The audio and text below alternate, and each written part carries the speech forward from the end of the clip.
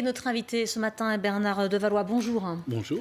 Vous êtes le chef du service de l'unité des soins palliatifs de l'hôpital de Pontoise, dans le Val d'Oise. Merci beaucoup d'être avec nous. On revient avec vous sur cette affaire qui oppose les médecins de l'hôpital de Nancy et les parents d'Inès, 14 ans, atteinte d'une maladie neuromusculaire auto-immune. Alors, le Conseil d'État a validé l'arrêt des traitements contre l'avis des parents. C'est une première, cette décision du Conseil d'État. Comment est-ce que vous réagissez à cet arrêt qui donc donne raison aux médecins qui estiment donc que la situation d'Inès est sans espoir? Oui, en fait, déjà, il faut dire que c'est une situation très compliquée, difficile, dramatique pour cette jeune fille, pour ses parents. Donc, l'intervention de la justice dans une situation aussi complexe est toujours sensible. Donc, il faut faire très attention à toutes les parties. En l'occurrence, cet arrêt du Conseil d'État, effectivement, va dans un certain sens d'évolution de la loi. Vous savez qu'il y a une nouvelle loi qui a été votée en 2016, qui renforce une loi qui avait été votée en 2005, qu'on avait appelée la loi Jean Leonetti, et qui dit on ne doit pas faire d'acharnement thérapeutique. L'acharnement thérapeutique est quelque chose qui ne doit plus faire partie du champ de la médecine. La médecine, elle doit faire tout ce qu'il faut pour sauver les gens, mais à partir du moment où ce n'est plus possible, eh bien, il faut que la médecine sache s'arrêter. Et la médecine doit s'arrêter, c'est ce que nous dit la loi. Donc là, on a une application, notamment dans ces situations très, très compliquées, qu'on appelle, terme un peu vague, des états végétatifs chroniques. Les gens, il n'y a plus aucun espoir d'amélioration de leur situation neurologique.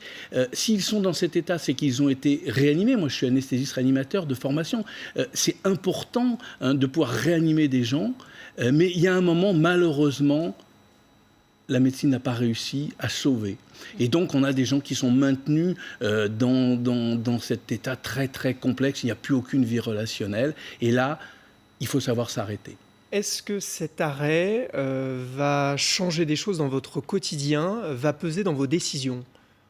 Non, il va vraiment dans le sens de cette évolution. Vous savez, il y a 10 ans ou il y a 15 ans, vous nous invitiez pour nous expliquer des situations où les parents voulaient qu'on arrête de maintenir artificiellement en vie et où les médecins étaient présentés comme des gens qui s'acharnaient, qui faisaient des choses horribles, etc. Il y a eu un revirement complet. Et aujourd'hui, les affaires médiatiques, comme celles qui nous occupent aujourd'hui, on a une complète inversion du paradigme. Et aujourd'hui, certains parents, y compris parfois pour des raisons culturelles, religieuses, comme c'est le cas dans cette situation, voudraient qu'on s'acharne sur leurs proches ou, comme là, sur leur enfant, Pour vous, c'est de l'acharnement. Alors qu'on est dans une situation d'acharnement et que, malheureusement, les parents n'ont pas la capacité, pas plus que des proches quand il s'agit de majeurs, de savoir si on est dans une situation d'acharnement. Et c'est le rôle des médecins, pas d'un médecin, ça c'est la grande nouveauté depuis une dizaine, quinzaine d'années, c'est-à-dire un médecin tout seul, il va se tromper.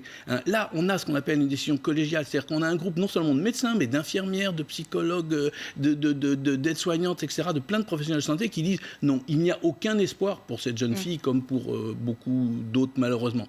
Et donc, il faut arrêter. Et moi, je veux juste réagir, je lisais dans un grand quotidien du soir, comme on dit, un titre qui disait « Arrêt des soins », où là, tout à l'heure, dans vos titres, vous disiez arrêt des traitements. Alors on n'arrête ni les soins, ni les traitements. Non, on va continuer à soigner, on va continuer à traiter, on va arrêter de maintenir en vie.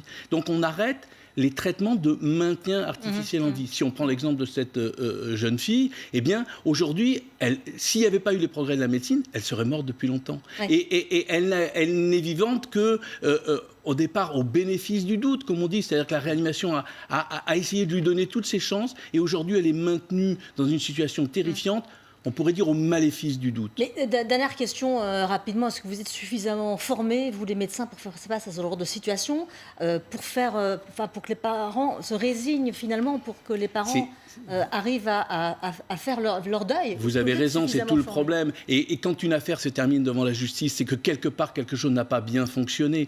La plupart du temps, toutes ces questions-là doivent se résoudre dans le dialogue. Et je crois que même au Conseil d'État, lors de l'audience, on a à nouveau essayé de concilier. Et que quand on est dans une situation conflictuelle, c'est terrible. Là, en l'occurrence, le Conseil d'État a rappelé qu'il n'y avait aucune urgence et qu'il fallait prendre tout le temps nécessaire pour que les parents puissent accepter ce qui est inacceptable. La mort d'un enfant, c'est inacceptable. Malheureusement, ça arrive. Merci Bernard de Valois d'avoir été avec nous dans la matinale. L'histoire n'est pas terminée pour autant, puisque les parents vont saisir la Cour européenne des droits de l'homme. J'indique aussi que vous avez écrit un livre sur le sujet, Les mots de la fin de vie, aux presses universitaires du Midi. Merci d'avoir été avec nous. Merci.